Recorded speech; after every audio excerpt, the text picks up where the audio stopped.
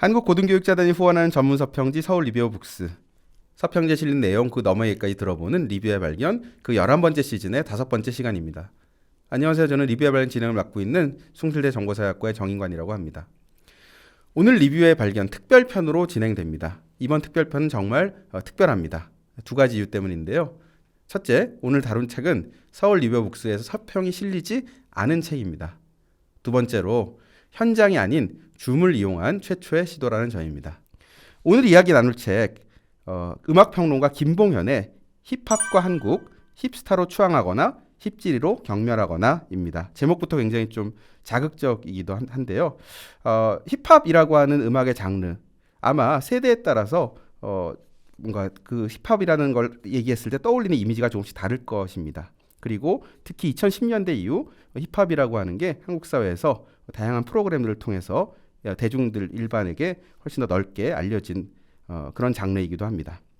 오늘 이 책에 대해서 함께 이야기 나눠주실 분은 미국 다트머스 대학교 사회학과의 김선민 교수님이십니다. 교수님 안녕하세요. 예, 안녕하세요. 초대해 주셔서 감사합니다. 예. 다트머스 사회학과 일하고 있는 김선민이라고 합니다.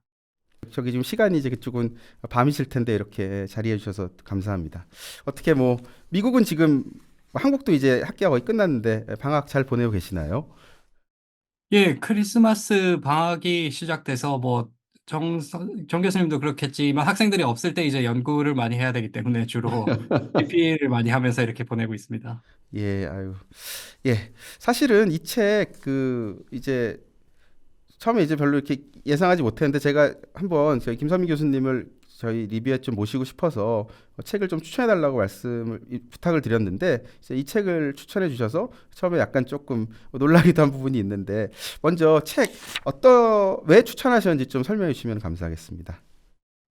예, 약간 여기서 다루고 있는 책들과 결이 약간 다를 수도 있는데요. 제가 봤을 때는 그 책의 주제 힙합을 가지고 얘기하는 게 다른 세션들하고 크게 다르지 않을 것 같다는 생각이 들었습니다. 일단 모르는 대상에 대해서 독자들이 알 수 있다는 점, 그리고 그 모르는 대상이라는 것이 사회적으로 굉장히 존재감이 있지만 오해와 편견이 많은 대상이라는 점에서 어, 독자들에게 뭐랄까 좀 새로운 인식을 줄 수 있지 않나 이래서 그 추천을 하게 됐고요. 개인적인 이유를 말씀을 드리자면 제가 어, 힙합 랩 음악을 들은 지 지금 25년, 30년이 다 돼 가는데 제 한국에서는 그 경력이 긴 편에 속하죠. 더 긴 분도 계시겠지만 굉장히 1세대 랩 힙합 팬이라고도 볼 수 있고 사실 뭐 이런 곳에서 이런 소개를 할 수 있는 기회가 된다면 그런 1세대 팬의 입장에서 그동안 트렌드랄까 그리고 이런 거에 대해서 설명을 하는 기회를 가지고 싶어서 또 개인적인 욕심이 있었기 때문에 말씀을 드리게 되었습니다. 아, 예.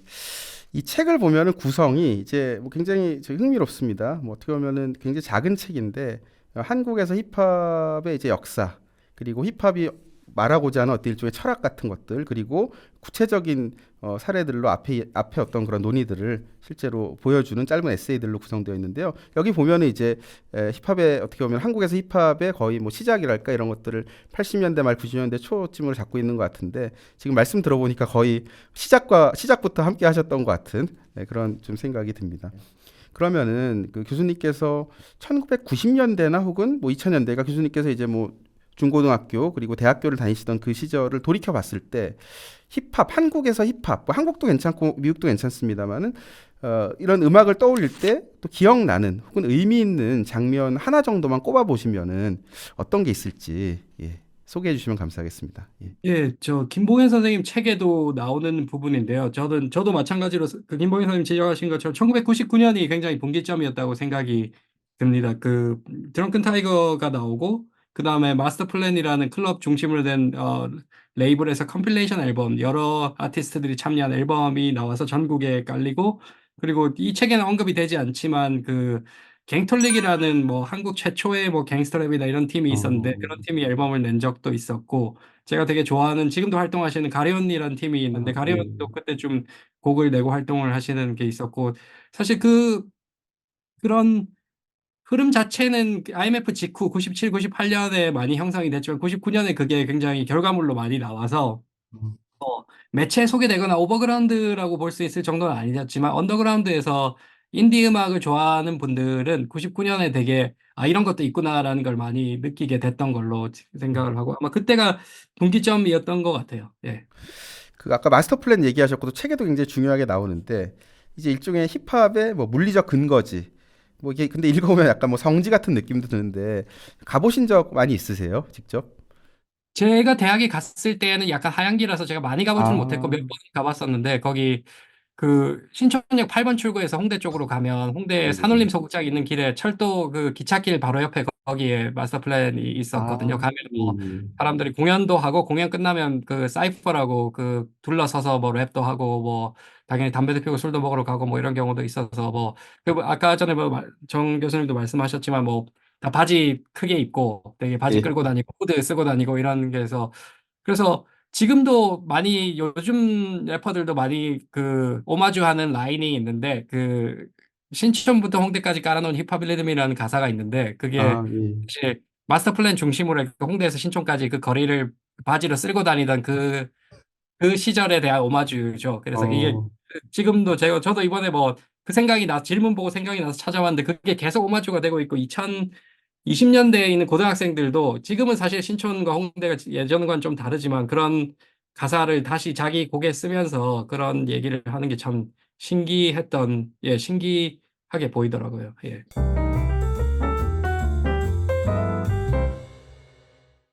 저자는 책에서 이제 힙합을 음악이면서 문화이자 삶의 방식으로 규정을 하고 있습니다.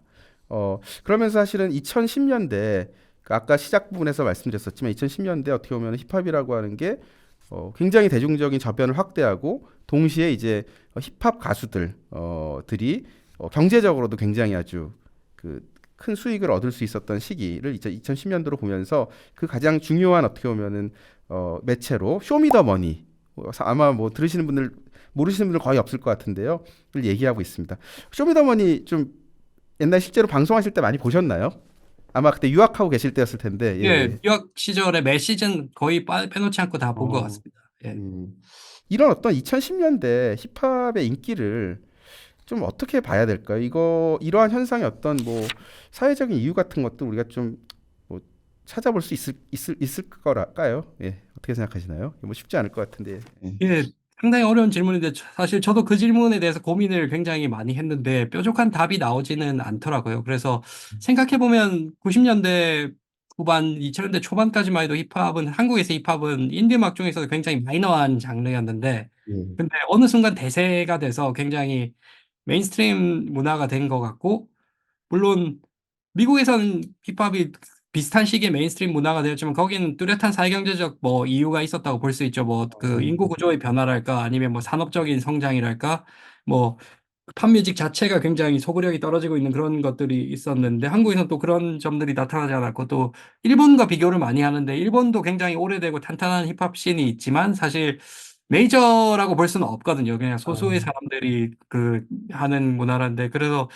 제가 생각한 방식은 이제 제가 생각한 뭐 아마추어적인 어떤 설명은 뭐라고 해야 되나 굉장히 따라하기 쉽고 예. 그 밴드 하는 친구들이랑 얘기하면 그런 얘기를 하는데 힙합하고 경쟁이 안 되는 게 왜냐면 밴드를 하려면 여러 명이 모여야 되고 악기를 사서 악기를 배워야 되는데 랩을 하려면 아무것도 없이 그냥 연필만 있으면 연필이 예. 없어도 할 수 있기 때문에 그래서 상대가 안 된다. 뭐 이런 어, 얘기를 하기도 하고 또 일단 신나고 뭐 스트레스 풀리고 신나고 쉽고 그리고 좀 뭐 김보인 선생님 책에도 나오지만 되게 좀 과잉 사회학적인 해석이 될 수도 있겠지만 한국 사회에서 계층 상승이 어려워지는 타이밍과 힙합이 메인스트림화되는 타이밍이 정확히 겹친다고 저는 생각을 하거든요. 그래서 계층 어, 상승이 불가능해지거나 어려워진 사회에서 판타지로서의 계층 상승을 노래하는 음악이 어떻게 보면 역설적으로 굉장히 주목을 받지 않았나. 예, 그리고 어, 마지막으로 제가 생각하는 거는 뭐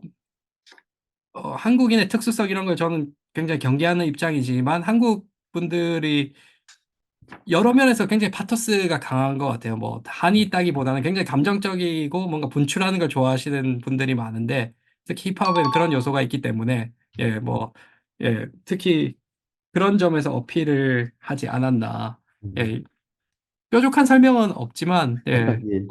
그렇습니다. 예, 감사합니다. 이와 관련해서 이제 책에 보면은 힙합은 새로운 교양이다라고 나와요. 우리가 이제 교양이라고 얘기했을 때 보통 교양은 그 사회를 살아가는 어떤 사람들이라면 기본적으로 알아야 될 어떻게 보면 뭐랄까 상식이랄까 기본적인 어떤 그런 사회적인 이제 뭐 그 어떤 문화적인 어떤 그런 요소랄까 이런 것 같은데 이 표현 어떻게 좀 해석할 수 있을까요? 힙합은 새로운 교양이다. 예. 재밌는 표현이라고 생각하는데요. 예, 그러니까 예. 전통적인 글쓰기의 관점에서 보자면 사실 과장이다, 약간 음, 오버한 문장이다 이런 평가를 할 수도 있겠지만 사실 저는 이게 만일 랩 가사였다면 굉장히 훌륭한 가사죠. 왜냐하면 강하게 치고 들어가는 거고 어떻게 보면 과장이지만 과장으로서 어떤 그 주의를 끌고 그 다음에 설명을 하는 거니까. 그래서 여기서 김봉현 선생님 제 생각에는 하고 싶으셨던 얘기는 이걸 좀 알아야 된다. 아, 이게 오해와 편견이 너무 많다. 음, 특히 산업적인 문화적인 영향력에 비해서 오해와 편견이 특히 그 지식 산업에 종사하시는 분들, 언론인이라든가 지식인이랄까 이런 분들이 너무나 오해를 많이 하고 있다. 교양이 부족하다. 이런 식으로 일가를 하신 게 아닌가. 저는 이렇게 해석을 했었습니다. 음. 그래서 예, 저는 그 점에 있어서 저는 물론 뭐 전통적인 글을 쓰고 읽는 사람이지만 직업적으로 그 점에 있어서 힙합에 많이 끌리는 것 같아요. 굉장히 다른 방식으로 표현하고 다른 방식으로 읽고 어떤 기존의 전통적인 방식의 글쓰기에서 용납되지 않은 이런 표현들이 굉장히 신선하게 다가와서 예. 강의할 때는 이런 식으로 많이 하는 편입니다. 아유, 예, 아주 파격적으로. 일단 나 또, 기르고, 예. 일단 저기 지금 방금 말씀해 주셨지만 사실은 김봉현 그 저자께서 책에서 하는 어떤 힙합의 중요한 그 어떻게 보면 핵심 중에 하나가 why not 왜 이렇게 하면 안 돼? 왜 꼭 그렇게만 해야 돼라고 하는 어떻게 보면은 그런 어떤 새로운 그런 시도들을 얘기를 하고 있습니다. 지금 방금 이제 또 말씀을 해주셨는데 사실 힙합에 대한 일종의 오해 같은 것에 대해서 되게 일가를 많이 하고 계세요. 책 이렇게 거의 그 여러 부분에서. 근데 보면은 이제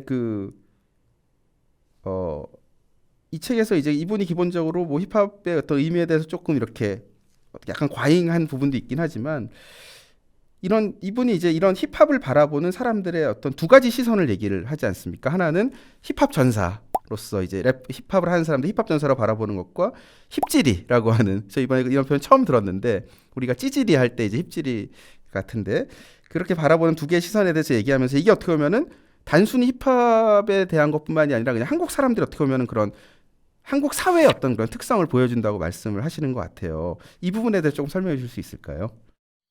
예, 저도 상당히 뭐 설득력 있는 부분이라고 생각이 됐고요. 저희 특히 정 교수님도 그렇고 저도 그렇고 사역을 하니까 다른 사회적 영역에 대해서도 이런 식으로 생각을 많이 해보는데 그러니까 도덕적주의와 엄숙주의, 특히 힙합 전사로 대변되는 도덕적인 엄숙주의로 과잉 의미화된 해석이 한쪽에 있고 그 예. 과잉 의미화된 해석에 부합하지 않았을 때 굉장히 그거를 경멸하고 냉소하는 이런 시선이 사실 정치나 문화 영역에 상당히 다른 부분에서도 많이 발견할 수 있다고 저는 생각하고 그래서 설득력이 있었던 것 같아요. 그러니까 그 어떤 표현의 양식 자체를 이해하려기보다는 굉장히 거기에 과잉 의무 부여를 하고 의무 부여가 부합이 되지 않았을 때 굉장히 실망하는 이런 패턴이 굉장히 익숙하다. 그래서 저는 굉장히 설득력이 있었다고 생각합니다. 예. 예, 특히 어떻게 보면 이제 이것이 이제 이분 같은 경우에는 특히 힙합에 대해서 너무 한국 사람들이 뭐 예를 들어서 어떤 가수가 어떤 예를 들어서 뭐안 좋은 일에 연루가 됐다 그러면은 그 가수에 대해서 얘기를 하는데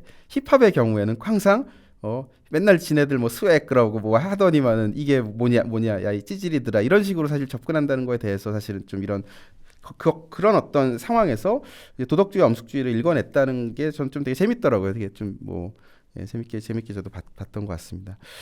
최근 전반적으로 이제 힙합이라고 하는 것, 어떤 힙합의 흐름이라고 하는 게 이제 한국 사회를 보여준 하나의 그런 창으로 기능한다라고 하는 관점을 가진 것 같아요. 그래서 이제 실제로 저자가 이렇게 쓰더라고요. 힙합은 동시대의 모든 것을 규정하고 해석할 수 있는 인식의 틀이다. 조금 과장된 부분도 있긴 한데 그러면서 이제 한국 사회를 이렇게 평가를 하더라고요.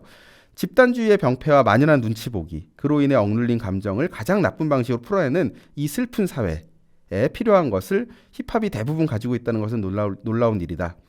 감정의 다양성, 솔직함과 진실함, 주관과 신념, 그리고 개인적으로의 건강한 말이다. 해서 이제 사실 보면 이 책에 나오는 키워드들을 조금 이렇게 보면은 그 어떻게 보면 힙합에 긍정적으로 관계되는 게 이제 영감이라는 게 이제 어떤 그 영감, 그다음에 진실함, 도전, 리스펙트, 치유, 다양성, 자수성가, 셀프 메이드라고 얘기하는 희망 긍정이고 이것과 반대되는 게 일종의 어떻게 보면은 뭐 프레임 씌우기, 누명, 이분법, 도덕주의, 자조, 거짓 뭐 이렇게 나와 있는 것 같아요. 그래서 이것을 저자는 한 가지는 한국 사회에 지금 있는 것이고 하나는 있어야 하는데 이제 지금 현재 없는 것. 그러니까 결국 지금 한국 사회는 어떤 굉장히 힙합이 가지고 있는 좀 긍정적인 것들이 필요하다라는 식의 이야기를 하고 있는 것 같은데 좀 어떻게 생각하시나요? 앞부분에 약간 뭐랄까 너무 사회학적으로 좀 과잉된 해석도 있다고 말씀을 하셨는데 전반적으로 저자의 이러한 관점에 대해서 어떻게 생각하시는지 좀 설명해 주시면 감사하겠습니다. 저 아까 말씀드린 것처럼 제가 봤을 때는 김봉희 선생님이 책을 쓰신 이후의 관점에서 봤을 때는 이해가 가능한 진술이라고 생각합니다. 왜냐하면 오해와 편견을 불식시킨다는 의도에 부합하는 진술이라고 생각을 하고요. 하지만 동시에 있어서 이 힙합이라는 문화적 표현 양식을 100% 제한하고 있냐 뭐냐 뭐 그런 질문을 던진다면 그건 또 아니라고 생각하고요. 왜냐하면 문화적 표현의 양식이라는 게 그렇게 단순화시켜서 긍정적인 것만을 포함할 수는 없기 때문에 뭐 그렇게 보는데 저 같은 경우는 그러니까 이런 가치로나 사회학적 대상으로 접근한다기보다는 힙합은 일단 놀이 양식이라고 생각을 합니다. 사람들이 모여서 노는 방식이고, 그래서 재미를 추구하고, 그러다 보면 뭐 서로 아웅다웅 다투기도 하고, 뭐 재미있으면 칭찬을 해주기도 하고, 사람들의 관계도 생기고, 이런 재미 놀이의 차원이 굉장히 중요하다고 생각하고요. 거기서 너무나 과도한 의미를 부여하는 것도 조금 경계해야 되지 않나, 이런 생각을 합니다. 물론 놀이라는 것이 또 사람들이 하는 거기 때문에 사회의 어떤 트렌드를 반영한 측면도 있고 또 그런 트렌드를 우리가 읽어낼 수도 있겠지만 모든 그 문화적 표현을 그런 트렌드로 환원시키는 거에서는 좀 반대하는 편입니다. 특히 여기서 힙합의 특수성이 있는데 이게 저는 약간 어 떠벌이의 역설 같다는 생각을 해요. 랩은 말을 많이 하는 장르이기 때문에 정인관 선생님도 그러시고 저도 그렇고 말을 많이 하는 직업인데 말을 많이 하다 보면 자기가 무슨 말을 하는지 몰라요.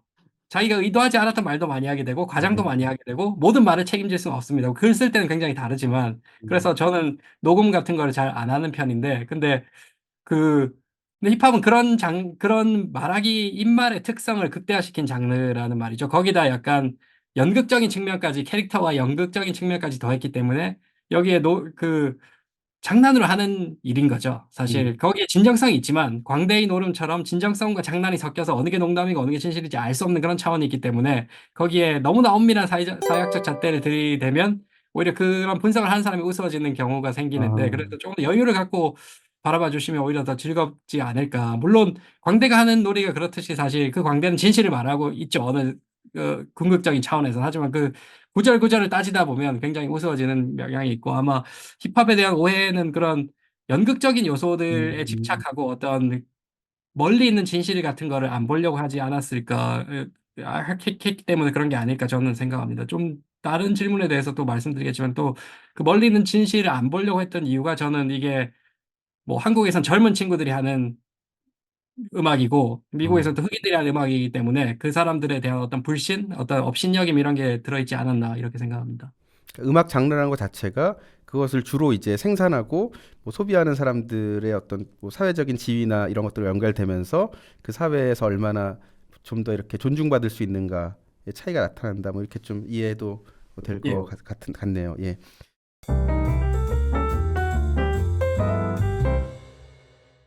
사실 이 책이 굉장히 좀 재밌게 잘 읽힙니다. 근데 재밌게 잘 읽힌다는 건 이분이 뭐 굉장히 뭐 여러 가지 의미를 가지고 있을 텐데요. 굉장히 좀 아주 쉽게 잘 대중들을 위해서 잘 써주셨다는 것도 있고 또 한 가지는 사실은 굉장히 좀 비슷한 얘기를 여러 번 반복하세요. 그러니까 이분 입장에서 굉장히 중요하다고 생각되는 그런 부분을 반복을 하시는데 이제 그 중에 하나가 뭐냐면은 힙합이라고 하는 것이 아까 앞쪽에서 제가 키워드 얘기하면서 또 한번 여쭤보기도 했지만 그 굉장히 그 자기 어떤 어떻게 고향을 통한 긍정적 에너지 또한 아까 교수님 말씀하셨던 상승지향의 음악 이렇게 얘기를 하고 있습니다. 그래서 이제 뭐 바닥에서 정상으로 오는 표현도 있고요. 결국은 이러한 음악을 통해서 자기의 삶을 좀 더 낮게 만들고자 하는 굉장히 긍정적인 어떤 그 에너지를 막 뿜어내는 그런 음악으로 이제 표현을 하고 있습니다. 그러면서 이제 이분이 힙합이 지닌 삶의 태도나 방향성이 한국 사회나 한국인에 오히려 도움이 될 수 있다라고 말씀을 하시고요. 그러니까 어떻게 보면 힙합이 굉장히 효용성이 높은 음악이다라고 얘기를 하고 있는 것 같아요. 그러면서 이제 조금 더 나가서 이분이 이제 힙합이 결국은 오늘날 아까 앞쪽에서 얘기했던 것처럼 막 화가 나고 분노한 한국 사회에서 사람들을 구원하고 치유할 수 있는 뭐 이제 이런 음악으로까지 얘기를 하고 계신데 아까 이제 교수님께서도 그 말씀을 하셨어요. 더 이상 계층 상승이 어려운 한국 사회에서 사람들이 힙합을 한다는 것의 의미가 어떻게 보면 일종의 판타지를 소비하는 걸로 볼 수 있다고 말씀을 하셨는데, 자, 이러한 어떤 교수님의 관점에서 봤을 때 이분이 말씀하신 이 치유의 음악이라고 하는 구원의 음악이라고 이런 것들은 우리가 좀 어떻게 받아들일 수 있을까요? 이런 관점도 이렇게 두 개가 같이 공존할 수 있을까요? 예. 역시 아까 전에 말씀을 드렸던 것처럼 이 진술이 틀렸다고 저는 보지는 않지만 또 무조건적으로 이렇게 이해하는 것도 약간은 뭐 문제가 있는 게 아닌가 이런 생각이 듭니다. 왜냐하면 사실 굉장히 셀프메이드 이런 정서가 있는 음악들도 많고 많은 호응을 겪고 있지만 반대로 굉장히 뭐 우울한 정서 담긴 음악도 많거든요. 당연히 뭐 힙합도 음악의 표현의 양식이기 때문에 그냥 정말 일상적인 것도 있고 우울한 것도 있고 뭐 굉장히 자조하는 그런 것도 많기 때문에 근데 제가 생각한 거는 여기 김봉희 선생님이 쓰신 책에도 나오고 여기 밀리언 달러 힙합의 탄생에서 그 더 콰이엇이라는 래퍼께서 말씀하신 것도 나오는데 그 예전에는 20년을 모아서 잘 살게 되는 그 꿈이 있었고 그래서 20년을 모은다고 사람들이 신경을 썼다면 자기는 그렇게 생각하지 않는다. 20년을 모아도 잘 살 수 없기 때문에 지금 당장 돈을 쓰고 그 다음에 생각을 하겠다라고 했는데 사실 그게 저는 굉장히 그전 세대와는 다른 태도라고 보고 그게 어떻게 보면 사회경제적인 객관적 조건을 뭐 반영하고 있지 않나. 왜냐하면 지금 20년을 모아서 뭐 서울에 아파트를 살 수 있고 이런 사회가 아니기 때문에 그런 점에서 어떻게 보면 자연스럽게 이런 문화적 표현들에 사람들이 끌리게 되는 게 아닌가, 뭐 이런 생각을 많이 했습니다. 특히, 예, 저는 그런 음악을 들으면서 깜짝 많이 놀랐던 기억이 있어요. 굉장히 뭐랄까, 좀, 그, 계급이나 계층이나 이렇게, 특히 한국에서 예술적 표현에 있어서 계급이나 계층 같은 경우는 굉장히 뭐 80년대 민중문학이나 노동문학에 있어서도 굉장히 판타지적으로 소비되었단 말이죠. 사람들이 이 가난하면 이럴 것이다 라고 생각을 하고 뭐 왜냐하면 이런 걸 생산하고 소비하는 분들이 가난한 분들이 아니었으니까. 근데 힙합에서는 정말 뭐 실제로 가난했던 사람들이 그냥 가난을 했었고 가난이 너무 싫었다. 돈을 벌어서 너무 기분이 좋다 이런 얘기를 하니까 굉장히 그게 한국에서 문화적 장에서는 많이 표현이 되지 않았던 거의 뭐 최초라고 말하면 좀 과장이 있을 수 있겠지만 이 정도로 메인스트림에서 소구력을 가진 적은 없지 않았나, 뭐, 이렇게 생각이 듭니다. 특히, 가난을 얘기하는 게 부끄러워했던 사회에서 이 정도까지 솔직해질 수 있다는 건 굉장히 놀랍고 긍정적이지 않나, 뭐, 이렇게 저는 음. 생각합니다. 네. 사람은 겸손해야 되고 뭔가 약간 좀 억누르는 게 있는데 그런 걸로부터 조금 자유로워지는 그런 시도 같은 것들이 굉장히 좀 좋게 보이는 부분도 있는 것 같습니다. 근데 또 한편으로는 이런 어떤 치유와 구원에서 사실 이분 보면은 약간 이제 그 헬조선 담론 같은 거에 대해서 굉장히 좀 부정적으로 보세요. 이렇게 자기가 뭐냐 그런 담론은 기본적으로 다 같이 올라가려고 하는 노력을 어떻게 보면 좀 누르고 다 같이 깔아앉고 우리가 다 같이 아래 있다는 거에 대해서 공감을 느끼고 있는 거다. 별로 좋지 않다. 공감보다 영감을 줘서 뭔가 이렇게 좀 이렇게 끌어올릴 수 있어야 된다고 말씀을 하시고 있는데 그러면서 이제 뭐 말씀하신 것처럼 물론 힙합의 가사 중에도 굉장히 좀 침울한 것들도 있고 하지만 이제 이번 기본적으로 이분이 강조하는 것은 어쨌든 간에 뭔가 이렇게 이루고 성취하고 그러니까 이런 것들에 대한 부분을 말씀하시는 것 같아요. 어떻습니까? 미국 같은 경우에 뭐 이렇게 흑인들 이제 흑인들이 주로 많이 이제 쓰고 이제 하고 있는 걸로 알고 있는데 미국 힙합의 가사 내용을 봐도 좀 한국이랑 비슷한 한 부분들이 많이 있나요? 사회적이고 문화적인 맥락이 다르기 때문에 물론 다른 부분이 있겠지만 전체적인 어떤 분위기나 경향 같은 것들이 좀 어떤가요? 이렇게 보셨을 때.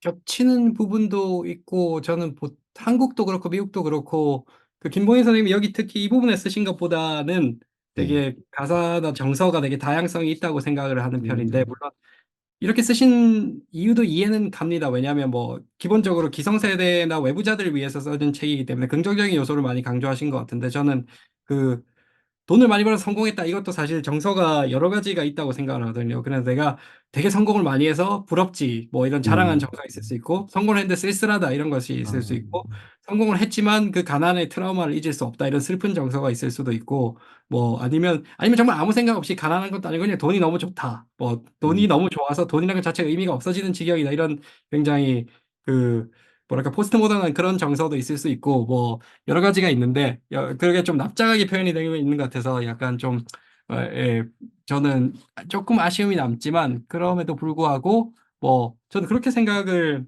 했어요. 이 책이 노리는 독자층은 당연히 힙합을 듣는 청소년도 아니고 저같이 뭐 힙합 음악을 좋아하는 사람들도 아니고 그 업계에 있는 사람들도 아니고 지금 랩을 하겠다고 하는 랩을 좋아하는 청소년들, 대학생들을 대하는 선생님, 아니면 그 이런 거에 대해서 보도를 해야 되는 언론인들이나 아니면 정책 결정자들, 지방 정부나 중앙 정부에 계신 분들, 이런 분들을 상대로 글을 썼다고 생각을 하고, 이런 경우, 그러면 충분히 이해가 가능한, 메시지라고 생각합니다. 이게 뭐, 저급한 그런 문화가 아니라 긍정적이고 되게 그런, 특히 사회적으로도 바람직한 함의가 있다, 이렇게 주장을 해야 될 필요성도 충분히 저는 공감을 합니다. 하지만, 문화적 표현의 양식으로서는 좀 더 다양성이 있다는 말씀을 드리고 싶네요. 예. 물론, 김봉현 선생님도 아마 동의하실 거라고 생각합니다.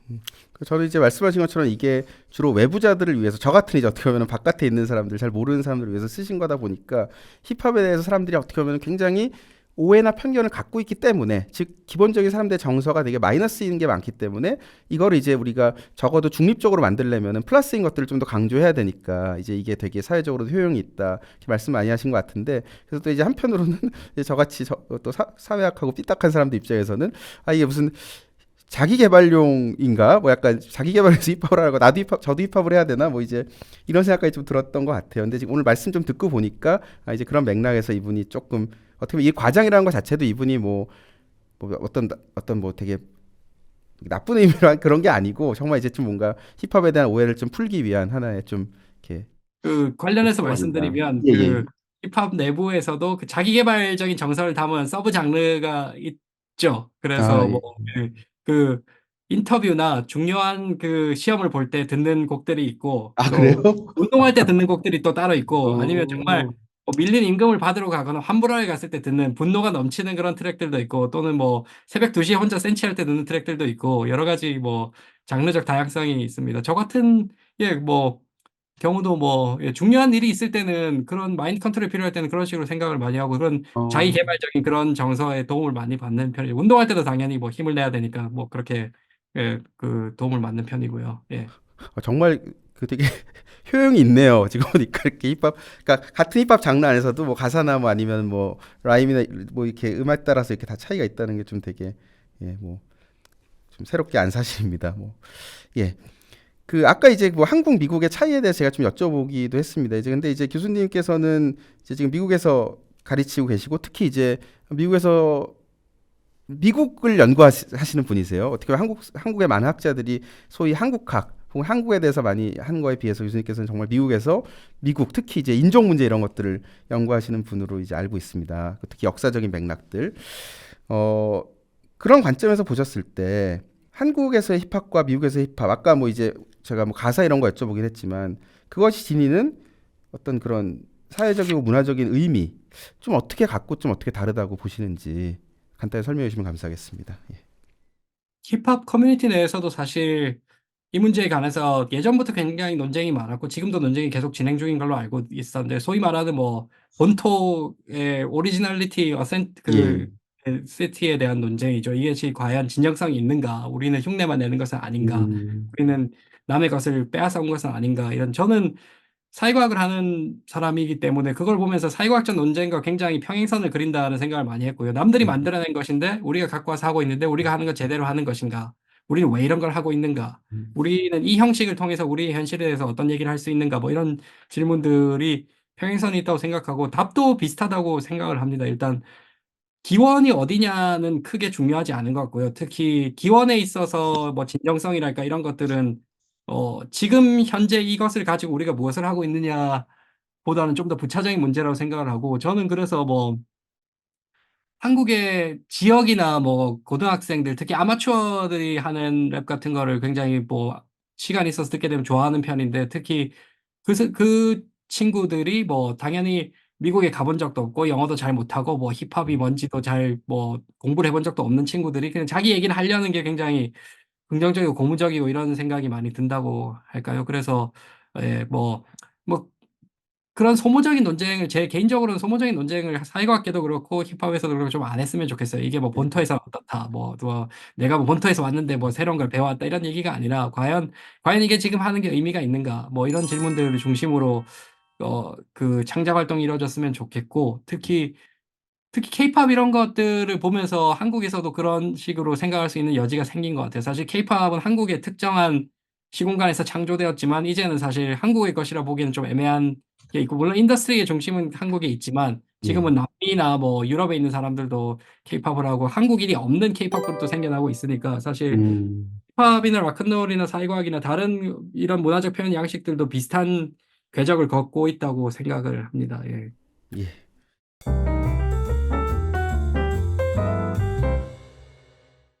저자분이 이제 책에다 또 이런 말씀도 하세요. 이 힙합이라고 하는 것은 소셜 미디어, 여기서 뭐 SNS라고 얘기하는데 인스타그램 시대에 어울리는 음악이다라고 이제 얘기를 하고 있습니다. 그 이유 중에 하나가 어떻게 보면 인스타그램이라는 공간이 자기를 이제 뭔가 어떻게 보면 좀 드러내고 보이고 이제 이런 그 의미에서 이제 그런 말씀을 하시는 것 같긴 한데 어떻게 생각하세요?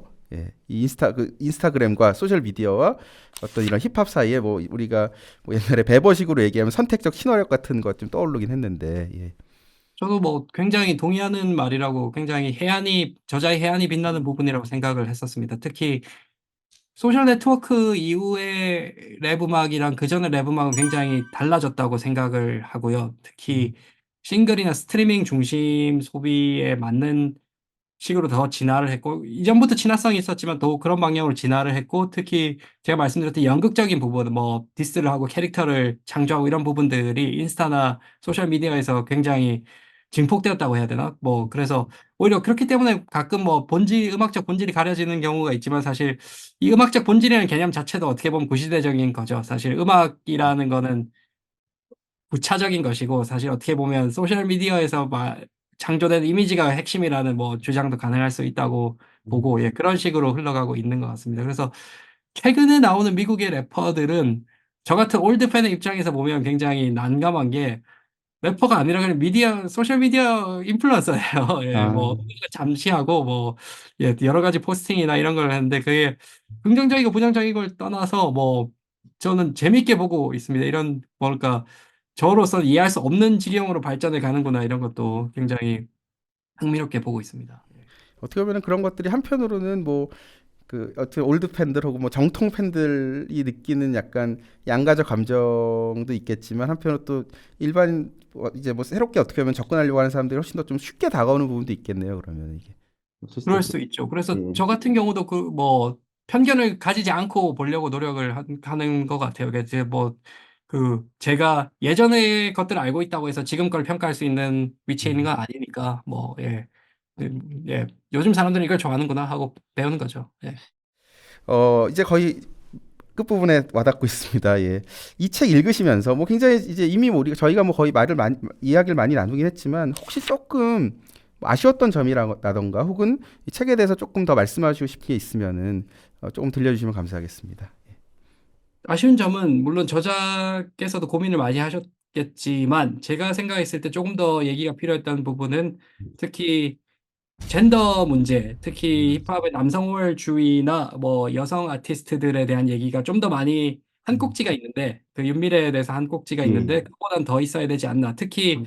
남성 우월주의를 어떻게 해야 될 건가? 왜냐하면 대부분의 래퍼들이 남성이고 특히 남성 공동체로서의 특유의 코드가 있는데 특히 여성의 성적 대상화나 이런 것들을 어떻게 해야 될지에 대한 반성 이런 게 없이는 굉장히 산업적 측면에서도 한계가 있지 않나. 왜냐하면 아, 뭐, 정 교수님도 잘 아시겠지만 한국에서도 여성의 문화 소비가 남성을 한참 추월하고 있기 때문에 산업적 측면에서도 그 점이 고려가 되어야 된다고 보는데 예, 그런 얘기가 없었고 또 최근에 나온 얘기 중에는 좀 과장된 측면도 있겠지만 특히 마약 문제, 특히 그 힙합계에 없다고는 볼 수 없는 이 문제에 대해서 또 신 내부에서는 어떻게 보고 있고 어떻게 어 이거를 대처해야 되는지 이런 점도 좀 있었으면 좋지 않았을까 이런 생각이 듭니다. 그리고 마지막으로는 굉장히 가치나 사회학적 그 중요성에 대해서 많이 쓰셨는데 좀 산업이라는 관점에서 좀 써주셨으면 어땠을까? 어떻게 래퍼들이 먹고 살게 되었고 또 먹고 살 수 없는 래퍼들은 어떻게 살고 있고 또 뭐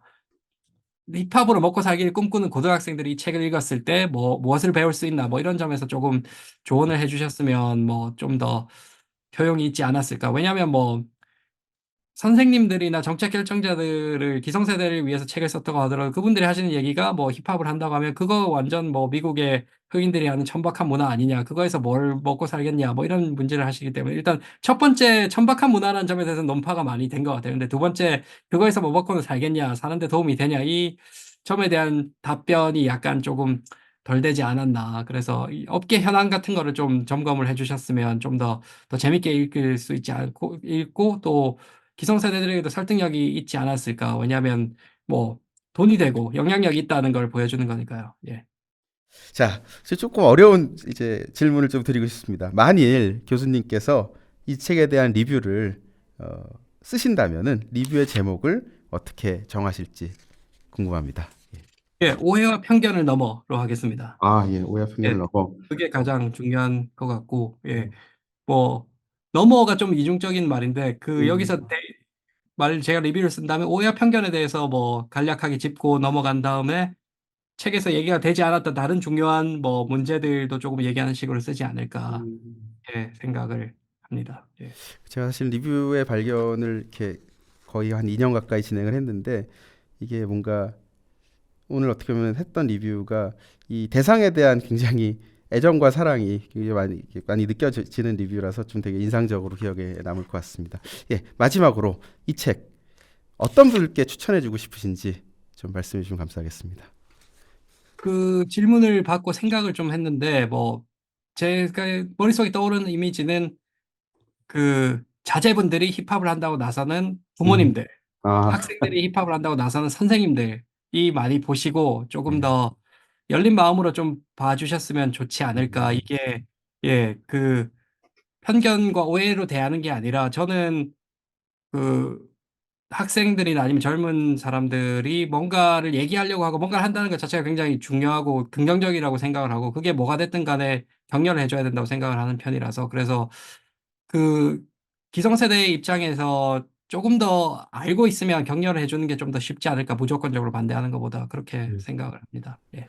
예, 저 오늘 좋은 말씀 너무나도 감사드립니다. 예. 지금 듣고 계신 리뷰의 발견은 한국고등교육단에서 지원 및 제작되고 있고 두 주에 한 번 금요일마다 여러분들 만나뵙고 있습니다. 오늘 자리해주신 김선민 교수님 다시 한번 감사드립니다. 감사합니다. 네, 감사합니다. 이렇게 리뷰의 발견 시즌 11을 마무리합니다. 저는 다음 시즌에서 다시 찾아뵙도록 하겠습니다. 이번 시즌도 시청해주신 여러분들 감사드립니다. 감사합니다.